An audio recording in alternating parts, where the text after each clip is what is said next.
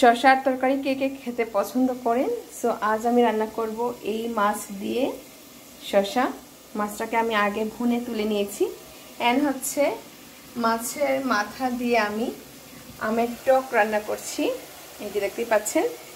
So গরমের মধ্যে এই পাতলা খাবারগুলা খুবই ভালো লাগে, সাধারণত আমার ভালো লাগে খেতে। সো আপনাদের কেমন লাগে আমাকে একটু জানাবেন। এখন আমি হচ্ছে শসাগুলা দিয়ে দিচ্ছি।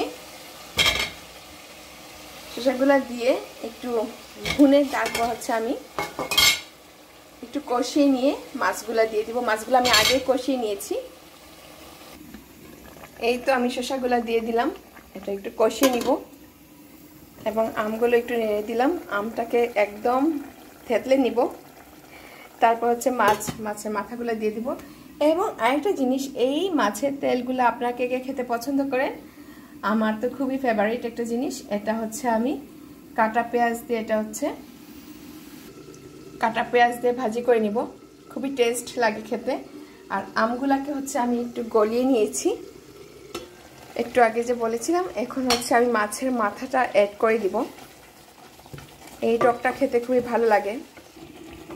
তো মাছের মাথা আমি দিয়ে দিলাম। আমি সব সময় গরম পানি দিয়ে রান্না করি, এতে হয় কি খুব তাড়াতাড়ি রান্নাটা হয়ে যায়।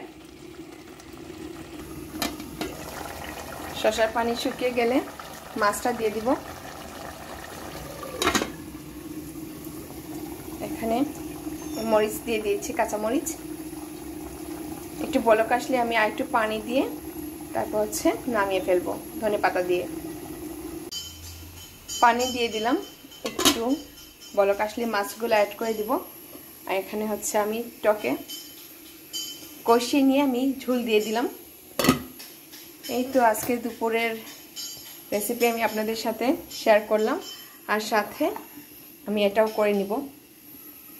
তো আপনারা ভালো থাকবেন, সুস্থ থাকবেন, সবাইকে ভালো রাখবেন। আর আমার পেজের সাথে থাকবেন। ভালো লাগলে একটা শেয়ার চাই, অবশ্যই কমেন্টে জানাবেন যে এটা কারা কারা খেতে পছন্দ করেন। আল্লাহ হাফেজ, আসসালামু আলাইকুম।